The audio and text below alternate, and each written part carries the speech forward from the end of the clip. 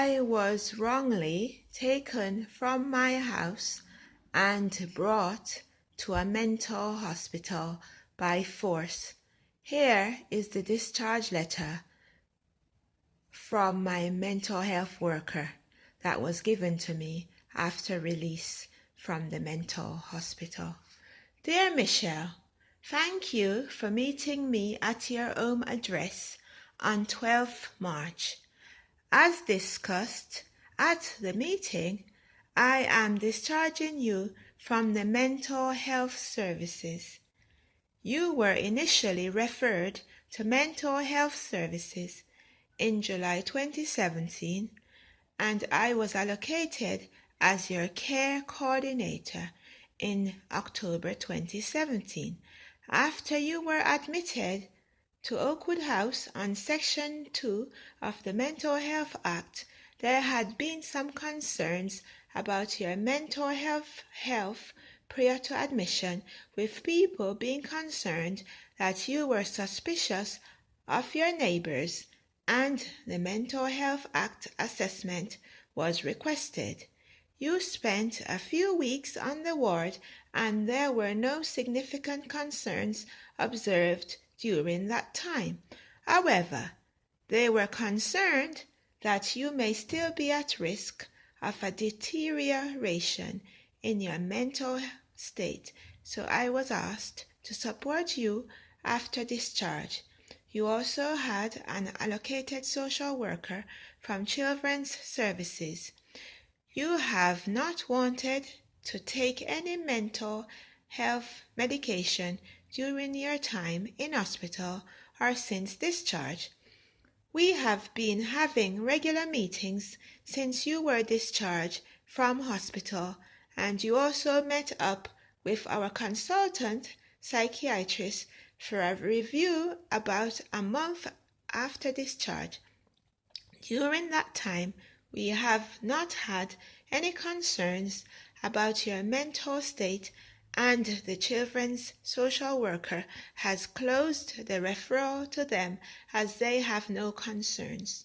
You have continued to have regular contact with your aunt and uncle, and you have recently moved home from your temporary accommodation. You would prefer to live in East Bristol, closer to your family, but have been offered a flat in North Bristol. You are appealing the decision, but have moved to the flat in North Bristol and are getting to know the local area. You have always said that the decision to admit you to hospital was wrong, and you were not experiencing any severe mental health difficulties at that time, but you have continued to agree to meeting with a care coordinator.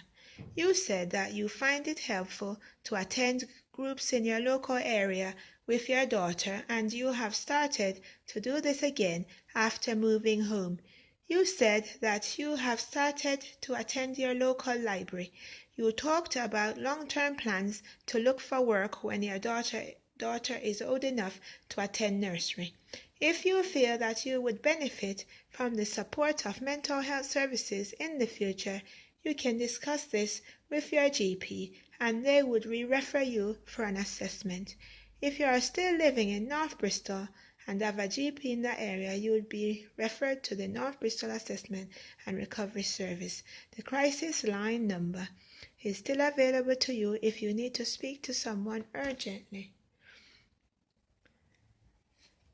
Right, this is the letter that was issued, and I was glad to receive it because it actually made me feel better that it has sort of been acknowledged that I wasn't really mentally ill. This is the only letter that made me, the only communication that made me feel that, because the psychiatrist at the hospital insisted I suffered from psychosis. The psychiatrist at the mental hospital insisted that I suffered from a psychotic episode, and it could come back at any time, and he even sort of threatened me, saying that if it does come back, you will be brought in straight away. If any suspicion that it's back, you will be brought in straight away. But at least after this mental health nurse that worked in the community released me from his care, where he was usually visiting me maybe monthly or so in my home. It was more frequently at the start, about 2 weekly. At least it made me feel a little bit better that I've now got this letter, and someone sort of believed me that I wasn't suffering that. But what I was suffering from was depression. I was suffering from postnatal depression, and I started to report neighbors down below, in the flat down below, and they said no way I could hear those neighbors. So they suspected I was hearing voices, because they said the things the neighbors were saying, like brush your nasty teeth and stuff like that, could sound like hearing voices. Real people would not say things like brush your nasty teeth and call you hairy nipples. It must be voices, and that's why I was brought in. Okay, and anyway, I felt very low. I was just about coping, looking after my new baby that was born in November 2016, and all this happened the year, around the July 2017. So I was still feeling low. The baby's dad still wasn't interested. So I was at an all-time low. I did, for the first 6 months of the baby's life, I was reasonably okay. I let visitors in the house, providing I knew when they were coming, and even people dropped in now and again, and I still let them in. But my depression was up and down. Sometimes I wasn't doing too bad. I got out of the house often. Other times I would be in the house more often than I should. Maybe 2 days in the house, and then I go out. And a lot of the time I would only go to Morrison's next door for half an hour or so. So anyway, what happened was my cousin got married in May 2017. And, usually I don't go anywhere fancy. I just pop to Morrison in my scruffy clothes, go back home. Don't matter how I look too much. But this was a wedding, and I wanted to look good for once since I had the baby. So I went to, the beauty place to get waxed. Then I went to Next to buy my clothes. I went to hairdresser to get my hair done. But while I was doing all this, I had very little family support. It was only my uncle's wife who kept the baby for some hours so I could get my hair done. Plus the other problem was the baby was a breastfed baby, and they don't like bottles. She wouldn't have bottles. When my uncle's wife had her, she took like 4 hours to add the bottle. After I had got a taxi up there to breastfeed her, when I got there, she said, oh, she just had the breast milk from the bottle and some of the formula milk. So that was my baby. Didn't like bottles. So it was hard to leave her with my uncle's wife, who was keen to have her, because she wouldn't take bottle. It was hard work trying to get her to take bottle. So I would always be looking after my baby by myself. Apart from that, one time my uncle's wife had her, and one time my auntie also had her. So as you can imagine, a single parent, dad not helping, it was a lot of pressure looking after the baby by myself. So that's why I was quite depressed a lot of the time. I was but I was functioning, I was cleaning, I was cooking, I was going out most days, even if it was just half an hour in Morrison, but sometimes I wouldn't even speak to people very much. So, and some days I would go without even seeing anybody, because I'm a single parent and people don't always drop by. So I became very sort of in myself, where I wasn't used to talking to people, and talking to people was something quite difficult to do when you spend most of your day with just you and a baby, and you might not even talk to anybody on the telephone. Relating to people and talking to people can be quite difficult. You take it for granted when you do it normally, but when you stop doing it, it's something that's quite hard to start doing. And then my energy level started to go. I didn't have as much energy as I used to, because my baby I started to wean the baby. So she was on solids, and I was always stressing out what to give her to eat, and whether the food was blended enough for her to eat it. and stuff like that. Just so where I used to focus more about looking after myself. Now I wasn't. Plus the baby wasn't sleeping as many hours as she used to during the day. So I couldn't just leave her to cook and it would be relaxing cooking. Now she was up, longer during the day, where she was sleeping maybe 6 hours in the day. Now she was only sleeping maybe 2 or 3 hours because she's getting older. So all that, plus I'm trying to get her on bottle as well because she seemed to need more fluid, and at the end of the night I don't always have enough breast milk to give her, so I'm trying to get her to have at least 1 bottle a day to make up the milk that she needs, but she won't have it. So the whole thing is feeling quite stressful, and I'm increasingly feeling quite alone because I'm feeling snowed under with the housework, because now I can't do as much housework as I used to because the baby's sleeping less hours. She's gone from sleeping 6 hours during the day to now sleeping about 2-3 hours. So it's a lot of pressure just growing. Plus there's my cousin's wedding. I pushed myself to do the shopping at the last minute because I didn't have the money in advance. My hair got done at the last minute because I didn't have the money in advance. So everything is being done at the last minute because I don't have the money in advance. So extra pressure. Anyway, we went to the wedding. I was shattered there. Feeling real shattered, but feeling good that I made it because it was her second wedding and I didn't make the first one. So anyway, I went home after the wedding and I basically crashed. I wasn't myself. I had a panic attack and I just wasn't myself. I wasn't going out anymore as much as I used to because I was just tired, unbelievably tired, and just finding it difficult just to get through each day. Anyway, these neighbors started to say brush your nasty teeth and silly things like that. I went to the doctor to report that neighbors are harassing me. And the doctor said, do you want me to refer you to the mental health team? And I said, okay. But then when the mental health team wanted to see me, I changed my mind and decided, oh no, I don't need to see them. I'm feeling a bit better. I'm going back out again. I don't need to see them. Then the mental health team sent the crisis people to knock my door. They didn't have an appointment. They just knocked my door, said they came to see me. And that day, I didn't have a wash yet that day when they turned up. I didn't have a bath. I was just about to get in the bath. They were at the door, so I told them basically to go away. I don't want to see anybody because you have no appointment. And anyway, they went away. But then the next day, they came again with an appointment again. So I basically chased them away again. They said they would take my door off. I said, go ahead. They said, no. Well, so sorry, they left. They didn't take my door off. Anyway, sort of their whole thing. I had a letter through my door to say, you will be taken to the mental health hospital if you don't see anybody. So anyway, I still ignored it. I thought, nothing wrong with me. I'm just going to ignore them.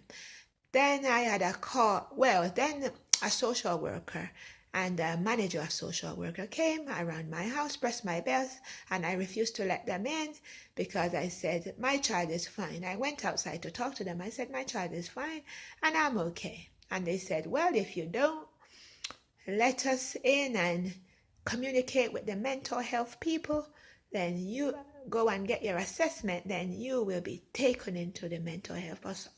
Then you will be taken into the mental health hospital. And I thought, nah, they're just joking. Nothing wrong with me. They can see nothing wrong with me. Anyway, what happened was they did, as they promised, I did get taken into the mental health hospital because they went and got a court section order under the Mental Health Act. They came to my house with 3 police officers, knocked on the door, said, let me in. I said, no, take it off, because I didn't believe they would. Anyway, they took the door off and in came 3 police officers, 1 social worker, 1 psychiatrist, 1 doctor, and 1 lady high up from the mental health in Bristol. And basically she said, then the psychiatrist spoke to me for about 5 minutes and said, I just need to have a little chat to my colleague. Then they came back and said, oh, well, you'll have to leave the baby with your auntie and go to Southmead Mental Health Unit. There is, the van waiting for you downstairs. I said, oh, no, you can my auntie can take the baby, but I'll stay here. I'm okay. And they said, no, you have to go. So anyway, I went in there. And I stayed in there for a month, and the psychiatrist used to argue with me all the time how I suffered a psychotic episode and I should have some of his mental health medicine. And I used to say, no, I don't need any mental health medicine. And every Monday morning for a month, the psychiatrist and I argued about my mental health, what he believed, and I argued against it. Anyway, I was released after about a month. The court section order ran out, and I was released without any medicine and basically discharged. And the discharge note said suspected of hallucinations. So that's why she was brought in. And that was that. Anyway, just to, get myself feeling a bit more positive, I started to think of ways I could, make myself feel better. So I decided to join YouTube, come on YouTube and talk about myself and do little activities and film it for YouTube. I also did a letter. I sent a letter to Oprah, but unfortunately it got returned to Oprah's Angel Network. So that's the envelope you can see in the film. So basically, I'm reading the letter that I sent to Oprah to you. It says victim of circumstance. And it says, it was dated 9th April 2018. Dear Oprah, I read with interest that you support girls to achieve their potential. I have a daughter who is 16 months old. Her dad refused to acknowledge that Destiny is alive. Destiny is a cheerful, bright, and cheeky child. At the moment, Destiny isn't aware that I am unable to afford carpet, paint, curtains, or money to make this council house child-friendly. Therefore, I take a little comfort in the fact that she is generally cheerful. However, Destiny knows that she would like more freedom to crawl around the rooms.